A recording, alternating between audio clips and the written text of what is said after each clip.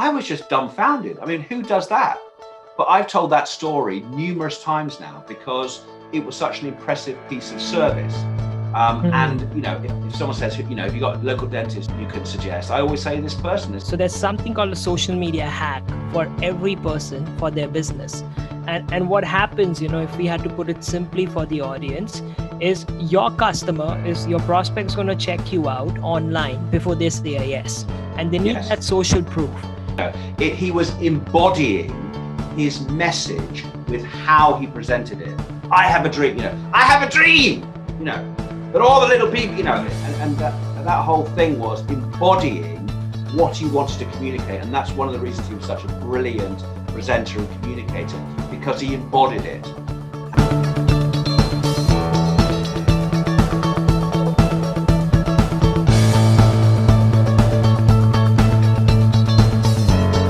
Hey, welcome to Ashish Janiani. It is my pleasure to be your host every single time I have an opportunity to interview one of the greats on this planet, whether it's sales or funding. And today's guest is no less, besides the fact that we both are very passionate about cricket and our teams in India and England, which is where we've developed a friendship.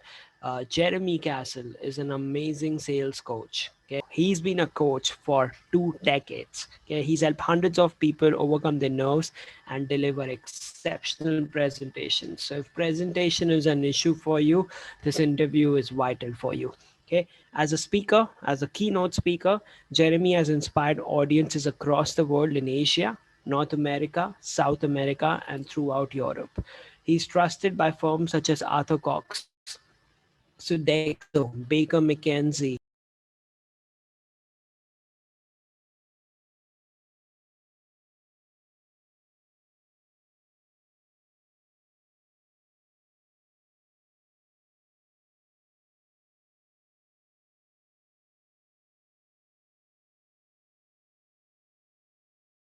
the FT Guide to Business Training, FT series, and finally the C3 model of influencing field guide.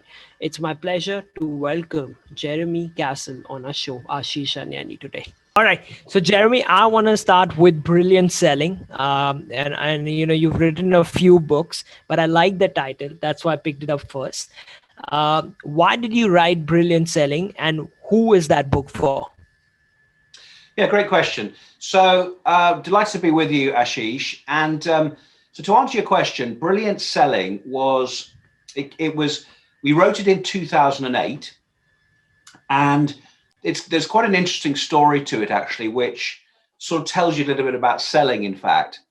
And I'll give you a quick sort of recap of the story. Back in about 2007, I said to my business partner at the time, Tom Bird, who I write the business books with, I said, look, we should write a book. The reason we should write a book is because we need to be credible in our space. We were doing a lot of sales training.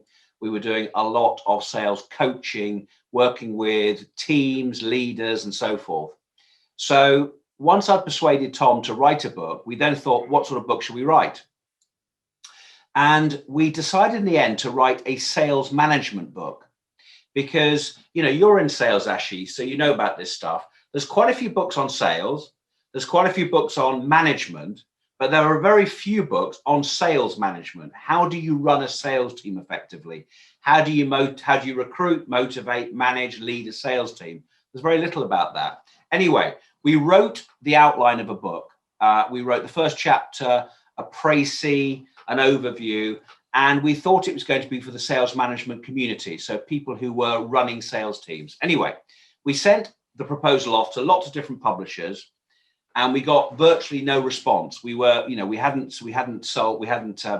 published authors, and therefore we didn't really know the game. And we got a couple of offers to write different books on personal development, something called NLP, which you may have come across, neuro-linguistic programming, because we're both trainers in that. So we were offered a couple of books. We didn't want to do that. And then suddenly we got an email from Pearson's that said, come to our offices. We would love to speak to you about your sales management book. We got to the offices and we were very excited. We thought we were going to be signing on the dotted line. And what they said was, in the first 3 or 4 minutes, thanks so much for coming in. between you writing the proposal and us sending you that email, we've done quite a lot of research, and actually we don't think there's a real market for this book. So we were like, it was a classic. Like, you know, part of me was thinking, oh my God, why have you asked us to come in if you don't want to publish the book? You know, anyway, so we said, look, well, there's no point writing a book that no one's going to buy. And it could have been literally a 5-minute meeting, but because we're both in sales, we didn't want to just leave it there. So I said to the publisher, I said, okay, well, look, that's fine. So there's not a market for a sales management book. What other books are you going to be publishing in the next 2 years? And they said, one of them said, the editor, in fact, a chap called Chris, said, oh, we're going to be doing a book called Brilliant Selling. And we both said, well, okay, great. Well, we could write that book maybe.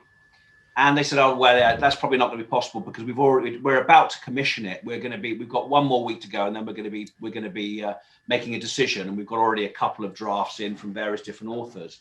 And we said, okay, well, look, we've made the effort to come in here. You liked our writing style from the proposal. Would you be prepared to accept our proposal on Brilliant Selling? And they said, yeah, sure. If you can get it done within 2 days, then we'll have a look at it. So Tom and I booked ourselves into a hotel out in London on the Strand. And we booked ourselves into a hotel. We wrote through the night. We wrote the first chapter, a synopsis of all the chapters, got the proposal in, and a week later, we got the commission of the book. So that was the story of it, which is, I think, quite an interesting story because it tells you a lot about selling. You know, if we weren't good at selling, let's say, we would have just walked out of the meeting after 10 minutes, the tail between our legs, excuse me, and we wouldn't have got the sales book. But because we asked another question, you know, we got the business, and so that's the story about how we got it. The Brilliant series is a series of, I think there's about 44 titles in that. So there's things like Brilliant Training, Brilliant Communication, Brilliant Influencing, Brilliant Project Management. And since our book came out in 2009 with the best-selling title of that series, the next one behind us is Brilliant Project Management, funnily enough. So the Brilliant series is meant to be, do you know the Dummies series? You know, Yes. Microsoft for Dummies, and you know, it's meant to be a competitor for the Dummies series. So it's for anyone in sales, really, or anyone in sales management, or anyone who has to sell as part of their role. So that could be, for example, a partner in a law firm or a professional service firm of some kind. So it's either for someone in sales or it's for a sales manager. Wow. So, and in fact, the authors, I mean, the publishers were the first brilliant customers, right, for the book. Yes. If you think about it, they did not know that they were in the sales cycle. So yeah, and we're funny enough, you've caught us at a good time because we're just about to have finished the 3rd edition of Brilliant Selling. So it came out in 2009. Second edition came out in 2015, and we've almost, not quite, but we've almost finished the 3rd edition.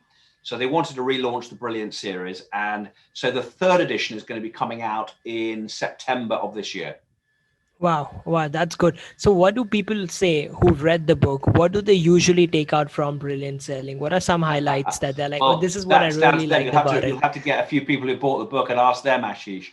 I think, yes. Well, actually, I'll tell you what, funny enough, I can tell you a little bit about that because I was just preparing for this interview, and I'm writing the introduction, so I can tell you this. So I've said these are taken from Amazon 5-star reviews. So this is where we're putting this into the 3rd edition. So people have said it's almost a training manual.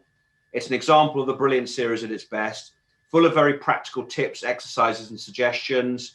Hits the mark perfectly. Simplifies how to get outstanding sales results. Has helped me immeasurably. So that's some of the things that people have said on the Amazon reviews, because you'll know what it's like. You've got to get Amazon reviews. You've got to get endorsements and recommendations. So I think what people want is a practical book on selling. How do I make a better deal? How do I win more business? You know, you want something that's practical. And that's what we really focus on. We don't really spend too much time on the theoretical element of selling or the history of how people have put sales training together or that sort of stuff. It's more like, you know, what can you do, for example, when you're in a a first meeting with a customer? You know, how do you influence more effectively? What can you do nowadays, of course, with COVID and so forth? How do you influence people at an unconscious level when you're doing virtual presentations or you're doing virtual first meetings? So it's very, very practically based, very pragmatic. Wow. Okay. So let's say if we have a sales guy, a professional watching this, which can be a big business owner or it can be a Yes. small freelancer, what would you say? And this can be outside the book as well. Would should be the steps to selling, post COVID.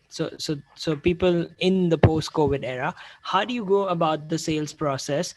If you have to use the phone, you have to use the virtual meeting, you might have a chance to meet a customer at some point in time, you do have to send them emails also. How would you prioritize these things and how should one go about it? Well, that's a big, broad question, isn't it, Ashish? And it's a fair enough question, but it's big and broad. So there's a couple of things I can say about that. The first thing is that whether you're in a big company and you're a sales representative for a big organization, or whether you're running your own business, or whether you're working for, do you have SMEs in India? Do you understand what an SME is? Oh yeah, yes, Yeah, a lot of them. SME. Whatever business you're working for, if you're in a sales role, I think what's really important is to know what the process is and then follow the process. If you think about a process is a series of steps that needs to be replicable. You see what I mean? So in any scenario, you need to have a series of steps. So when I try and win business, I know what the steps are likely to be in order for me to get business. So that's the first thing. You need to know what the process is. If you haven't got a process, build the process, and it should be about what is working. Now, a typical sales process, if we think about it in a generalized macro way, a sales process will be, at the start of it, will be thinking about what you offer and how you differentiate. So you've got to think about that from your perspective, the company's perspective, the market, but you've got to really identify what are your key differentiators. Do you have any USPs? What are you selling? How do you want to sell it? So that's the first thing. Then the second thing is you've got to try and attract customers, haven't you? So over and above social media, which we'll come on to a little bit later, you've got to try and prospect. So prospecting is going out there and trying to win business. The third thing is having a meeting or a conversation with a prospect in order to try and qualify. In other words, qualify that person. Is that person likely to be able to buy? So, we used to have that old thing when I was taught how to sell 30 years ago, are you talking to the man, the person with the money, authority and need? So if you are, then it's about identifying what they want, because consultative selling, which is what, we push, or challenger selling, is about asking the right questions so you can identify what someone wants, because there's no point selling something unless you can find out what they want first. So you've got to ask a whole series of questions and listen. And then once you've asked that, you've got to make a proposal of some kind. So don't do the solution bit until you find out what they want. The proposal is the matching of the needs with what you can deliver. And then the final stage is really about closing commitment and negotiation. It's getting them to say yes. And in doing that, you might have to negotiate around price or terms. There might be some objections. And those are barriers or hurdles to the sale before you can say, yes, I've got the work. And then, of course, it becomes a virtuous circle. You've then got to try and win more business from that existing client, because it's much easier to win work from existing clients. And I was going to come to that question to you. So if we take an example, let's say that we've sold some products. And when I say we, any sales guy has sold some products and services to a client. They're happy with the service. They like what they've bought. And now it's a time that there should be some kind of a renewal. So let's say we don't have that on the current product or service because they don't have further need for that. But I know that I've got something in my kitty that I can offer to them. How do I go about the reselling process on a new product that I have to offer? How do I have that conversation with my customer? And the reason I ask you that is because a lot of people get in a fix It's a very weird emotional feel where they know that they should be selling, but they don't do that, and they go to a new customer because they feel that maybe I've not served the customer in the best way possible. There's that feeling sometimes that people have, so they lose confidence in reselling to the same customer. Well, okay. And why would they be doing that? It might be that they've sold to the wrong product or service to the wrong customer, that they haven't sold it effectively, that it hasn't solved the problem that they've had. The customer hasn't been happy with the product or service. If any of those things are the case, then you're in a situation which is called a pinch situation. If there is a pinch situation, you've got to work at it directly, try and resolve the issue with the customer, because they won't buy again if they're not happy with the product or service. If they are happy, so that's one scenario. If they are happy with the product or service and you're thinking, what do I do next? The thing to do more than anything else, and I always talk about this too when I'm training people, is to make sure that you catch the customer at the top of what I call gratitude curve. So the gratitude curve is a curve. It's actually created by a lawyer in San Francisco in the early 1970s.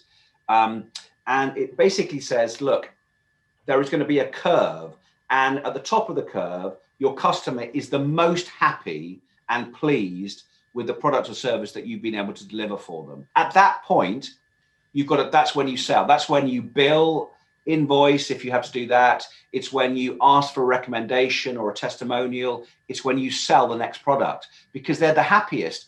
Because if you think about it, selling is about creating emotion, and emotion creates motion. It's not just about logic. So rather than looking for another client, if I've sold something, let's say in my game, I'm doing at the moment lots of webinars, and I'm doing coaching for C-suite often, and I'm working with sales teams. If I've done a webinar and I think it's gone well and the client appears to be happy, I want to have a review meeting within a week at the latest. And I'll say to them things like, how did you think the webinar went? What sort of feedback did you get? And if they go, yep, great, really happy, yeah, hit the mark, yep, great. And I'll ask questions, did it hit the brief? Do you think they got some value from it? If it's yes, yes, yes, yes, I'll say, great. So what's the next step? If you want to improve the ability of your people to be able to sell more, what can we do as the next step? Do you want to book us for another webinar? Should we do some coaching? And I'll try and sell some other opportunities, because at that point, they're most likely to say yes. If I leave it for a month, the potential, situation would be, Jeremy, who was, oh yeah, you were a guy who came and did a webinar a month ago. Yeah, but we're really busy now. It's like, we'll give you a call if we need you. So yes. Top of the gratitude curve, whenever you think the client is most happy, bang, that's when you have the meeting, when you talk about it, and you try and then position your next product or service. That's a very good point. All right, fair enough. So now let's come to the Leader's Guide to Presenting. Why did you write that book? And you're known for presentations, and today people need it more than ever because we are restricted in a lot of ways. So if we can talk about that. Well, the Leader's Guide to Presenting actually came out pre-COVID. So that came out in 2018, and we were lucky enough because we won an award. It was UK Business Book of the Year, which is fantastic. You can imagine for us as authors, Ashish. So we wrote that. So because we are trainers and coaches, we have to think about what can we do to establish our credibility in the market. And so what we decided to do once we got the first book published was write as many books as we could do that we felt were within our comfort zone. So we wrote Brilliant Selling first. Then we wrote the Financial Times Guide to Business Training, which is about how do you run business training. Then we wrote the CQ Model of Influencing Field Guide, which was an ebook. And then the final book, which has come out, is the Leader's Guide to Presenting, as you say. And it's this book here, actually. It's that book there. And that came about because it's obviously part of selling. You're having to present, aren't you, when you're selling? But it's much wider than that, because if you're in a position where you're trying to influence people, just like you and many people in India, if you're in a position where you have to influence people, you have to present. And there are a surprising number of people who either do a really bad job of presenting, or they have a big issue, fear, imposter syndrome about presenting. Even top people. So we produced this. It's called the Leader's Guide to Presenting, because it was positioned for someone who's a manager or a leader. So that could be someone who runs a small business, or who is a manager or leader in any sort of organization. It's focused on them. So that's the audience. So it's not just anyone who's presenting. But those people, it's very, very surprising to us still that a lot of those presenters do a really bad job at presenting. They often are underprepared. They don't know how to engage the audience. It's badly structured, and it leaves the audience bored, confused, or cognitively challenged. So we wrote that book because we felt there was a real gap in the market for a book to help leaders deliver presentations when they're having to motivate people, or as part of the sales process, or to be the change agents within an organization. It's come to the fore now because so many people have got to present, virtually nowadays. We're communicating virtually. So everyone, of course, has pivoted to Zoom and to Microsoft Teams and so forth. So the second edition of that book will be focused on virtual presenting. Wow. All right. So if you had to speak about, certain strategies from the book that are important for a manager, just a couple, to gauge their interest, what would those be? What comes to mind, first of all, is to think about how you prepare for a presentation. So one of the key messages that is part of the Leader's Guide to Presenting is that every presentation needs to be audience centric. Okay. So it's a bit like selling. You can't sell, you can only sell once you know what someone wants. So the same thing really goes with presenting. You should only be presenting when you know what the audience want. And if you don't know what the audience wants, you've got to do it in the moment. So what I often work with leaders when I'm coaching them is to not think it's all about me. I've got to be a brilliant presenter and I've got to be fantastically confident. All those things are important, but it's going to resonate much more if you put yourself in the audience's shoes and thought things like, what sort of level of knowledge do they have about this subject? How motivated are they to listen and learn? How engaged are they likely to be? What do they want to learn from my presentation, or how do they want to be informed? Put yourself in their shoes and think about it from the audience's perspective, rather than look at me, aren't I a brilliant presenter? Which is not what it's all about. So one of the key messages is that every presentation needs to be audience centric. Yes, that makes a lot of sense. And what you said about preparation is so important. And every time, I have prepared, for instance, it's a different kind. And there have been times, when I'm like, okay, I know this thing, I've done it so many times, and I don't need to really prepare for it. And then something happens, you take care of it, but there's a difference between the one that you were prepared for, that you practiced, and the one that you did not. And when you practice, you're ready for anything that comes your way, because it might be the same speech, but because the audience is different, it's always going to be a different speech. Precisely. And that's what has to be audience centric. Precisely. So you could be speaking about the same topic, but the audience might be slightly different because you're talking to a different company, or you're talking to a different demographic, or what have you. So you can still use some of the material, but you've got to think about it from a different perspective. If I was teaching a bunch of 11-year-olds how to present, I'd do it very differently to a bunch of C-suite, CEOs. So, you've got, every audience is different, and you've got to think about what is it that they want. And so what I do is I do things like, if I'm doing a webinar, I'll do a survey beforehand. I will speak to some of the top people. I will identify what are the core problems or issues. So because I'm typically presenting on things like selling, influencing, presenting, negotiating, that sort of stuff. So I will get all that stuff out. And then in the first few minutes, I'll throw that back to the audience. And it's called pacing the audience, putting yourself in their shoes and demonstrating you understand their world. And if you do that, you'll get the audience going, yep, great, he gets me. So what I say to people is pace, lead. So before you can lead an audience, before you can, and this is selling, presenting, anything, training, whatever, you've got to first pace someone. or pace the audience, sorry. So that's about putting yourself in their shoes, making sure that they understand you know their world, and then you almost get permission to lead. Yeah, and it's so important to ask the right questions, right? Which is what we're doing. You're probing them in the right manner. And you can Yes. only do that if you're really involved and you're genuine about your presentation. So, Yes. and it comes from, it's an energy. And that's what we call emotion, right? It's the energy in motion. Yes. So if you're really involved, the audience feels and then they get engaged with you Well, and they allow you to lead. yeah.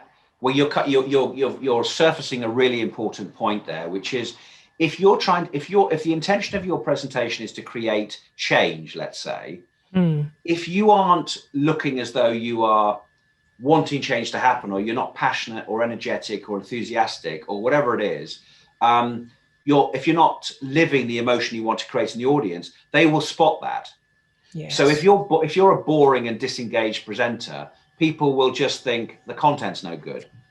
So your energy is really important when you're trying to influence people, whether you like it or not. They will be, at an unconscious level, influenced. So for what I say to people on with virtual presentations is that, as a general rule, your energy has got to be a lot higher than face to face, because people are likely to be distracted so quickly.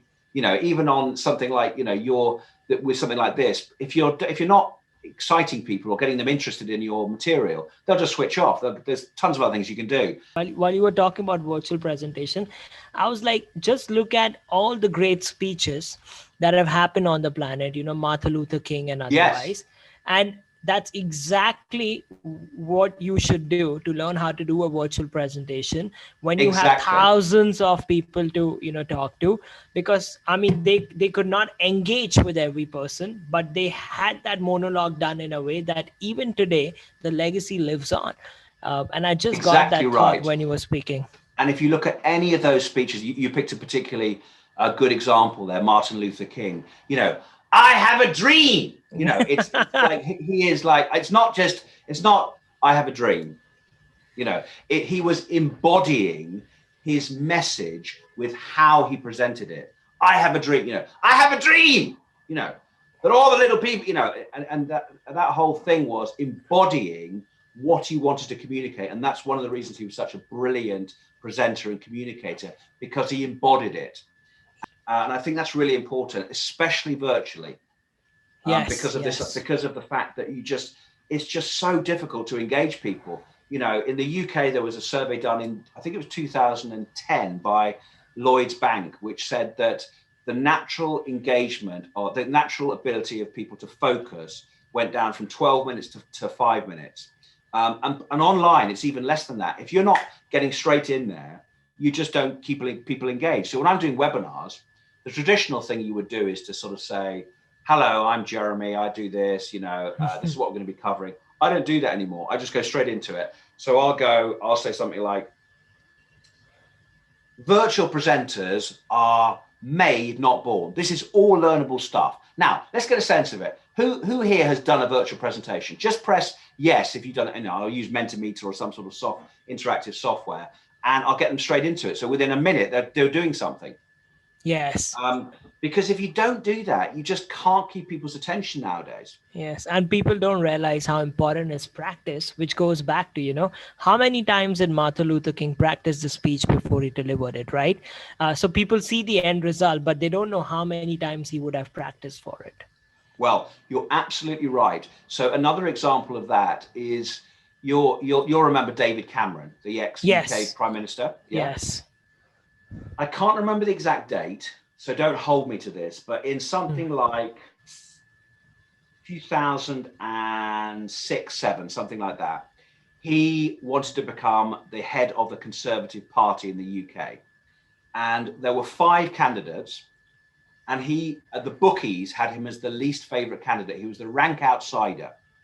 And it came up to the party conference season, and there was a chap called Ken Clark, and there were 3 others, and there was him, the 5 of them in the race. And what he did was he booked himself into a hotel.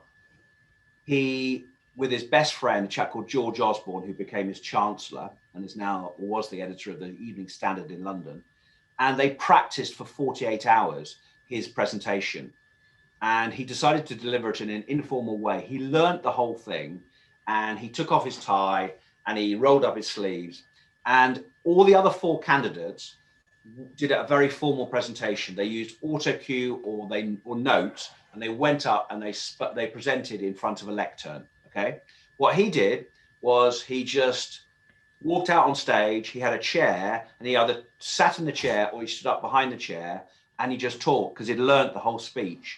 And by the end of that 25-minute presentation, he became the favorite, and within 2 days he was appointed as head of the Conservative Party. And one of the key reasons he was, over and above politics and the fact that he was a good, he was good at policy and so forth, he had just nailed his presentation.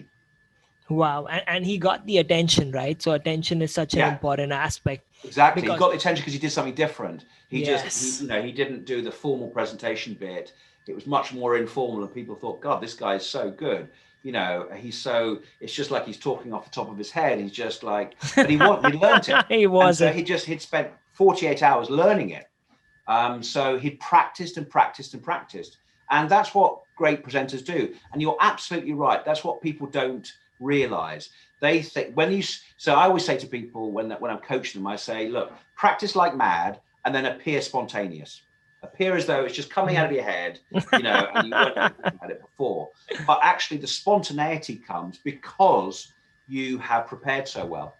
Yeah, so important. Material that it's just easy. Yeah. So I mean, these are diamonds. These are diamonds. What you're saying right now. I'm getting a lot of my revision done, and I'm realizing a lot of things. All right. So I've got this one last question for you. I'm gonna club 2 questions, and then I want to know where people can find you. What do you believe? And I ask this to every person that I interview, especially from the sales field. According to you, what is the importance of a phone in today's world?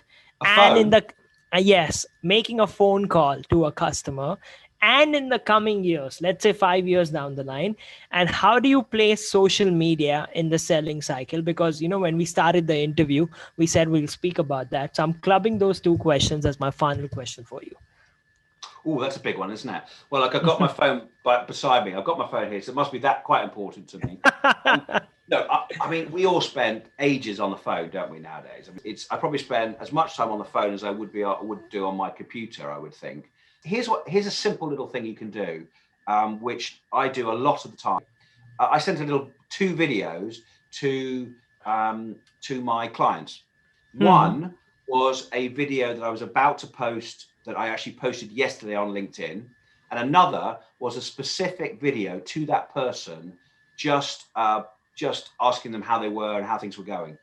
So you can use your video. When was the last time someone sent you a video saying, "Hi, Ashish, how you doing? Just thinking about you, actually. How's your business going right now?"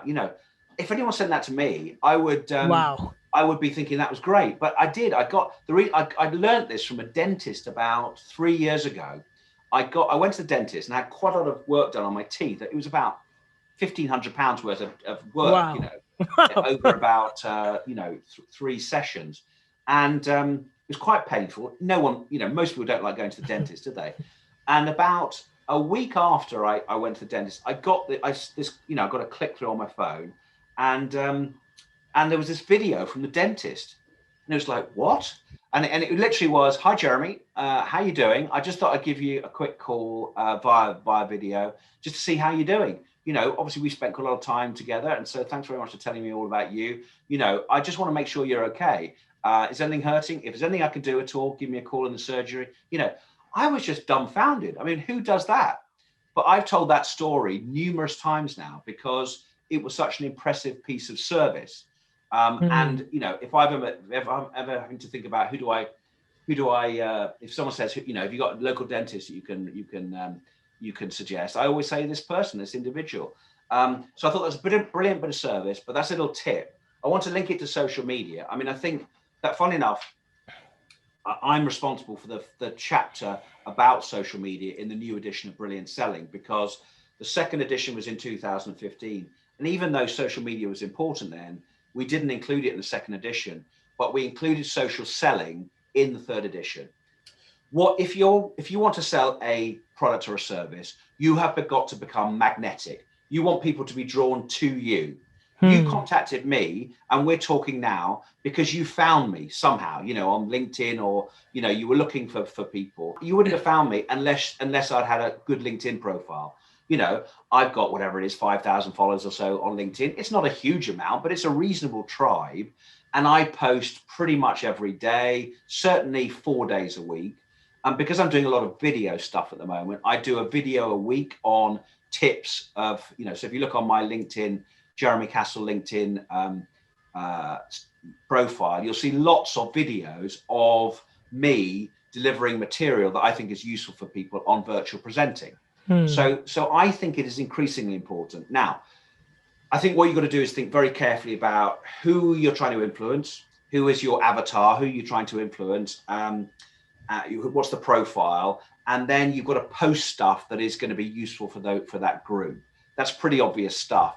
But I think people can spend too much time doing too much of a scattergun approach in order just to gain followers or likes or whatever. It's not about that. It's the purpose of doing it is so that you build credibility and connection so that you can win business.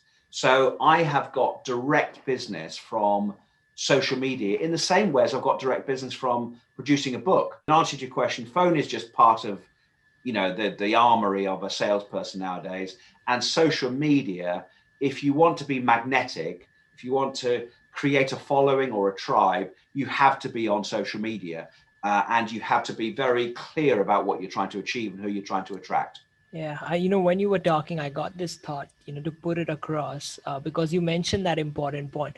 You're active on LinkedIn and you get your business from there. So there's something called a social media hack for every person for their business. And what happens, if we had to put it simply for the audience, is your prospect's going to check you out online before they say a yes. And they need that social proof. You don't need 100 videos. If you have 100 videos, it's going to help you. But if you have 3 good videos and they're on the right channel where they find you, that's how they get convinced. So while you're making that call, while you're sending that proposal, that's the importance of social media. And each one of us has got a hack. So maybe the hack is your profile on Google. You write a book and then you publish yourself. Maybe it's a great profile with a premium account on LinkedIn.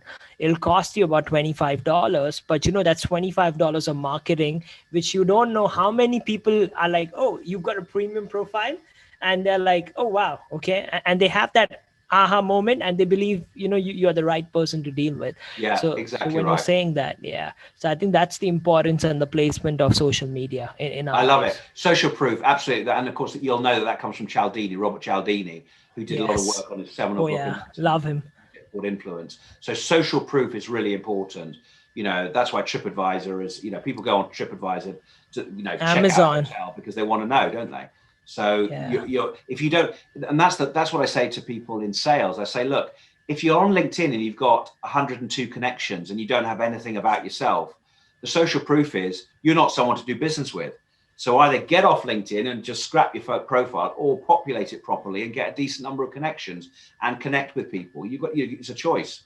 So I think you've either got to do it properly or not do it at all. That's my view. Yes, there you go. So on the phone part, because we just missed the call part, how important is making calls to customers and to prospects even today in the sales cycle? I think it's important. I think you're constantly doing that. And I think it'll become I tell you what, it's increasingly important actually now in the UK because of, have you come across this idea of Zoom fatigue? People are just, there's too much, it's tiring being on Teams or Zoom. And so people just receiving a phone call. Have you come across Clubhouse yet? No. Have you come across Clubhouse? You should check out Clubhouse because it's an app, but it's just voice. It's only voice. And it's going to become really, really big, I think, in the next few years. But people still like the voice. So I think it's still important. I think the telephone is still important. I still use the telephone and call people every day as part of the sales process. And I think, as I said, as a contrast to being on screen all the time, because some people don't like being on screen and they just get Zoom fatigue. So I still use the phone a lot. Yeah, there you go. So Jeremy, now where do they find you? If people want to get in touch outside LinkedIn, what is the best place to reach out? Well, if you're interested in getting contact with me for whatever reason, just start with jeremycasselcoaching.com. So Cassell is Cassell, jeremycasselcoaching.com. There's a whole lot of information about our services and products there, and in particular something called Design and Deliver, which is a video program on an individual basis that focuses on all elements of virtual presenting. So it's like a step-by-step 100 minutes of videos produced by me on all aspects of virtual presenting. So that's what we're promoting right now, and we've got a really nice price on that at the moment, and people are buying it as individuals, as organizations, charities. Even had a comedian who bought it the other day in the UK. So that's going well. So jeremycasselcoaching.com, and as we talked about, feel free to link in with me if you're watching this or you're hearing this and you're interested in getting in touch. I'd love to hear from you. Great, fantastic. Jeremy, thank you so much. And I'm taking that away, the reminder about preparation, energy, the emotional cycle, the emotional peak that your customer has in a sales cycle, and that's the right time to resell to them or upsell in that process. I'll be thinking of you in the next couple of days. There we go. Cheers, mate. Take care. All the best. You too. Cheers. You too. Bye-bye. Bye-bye.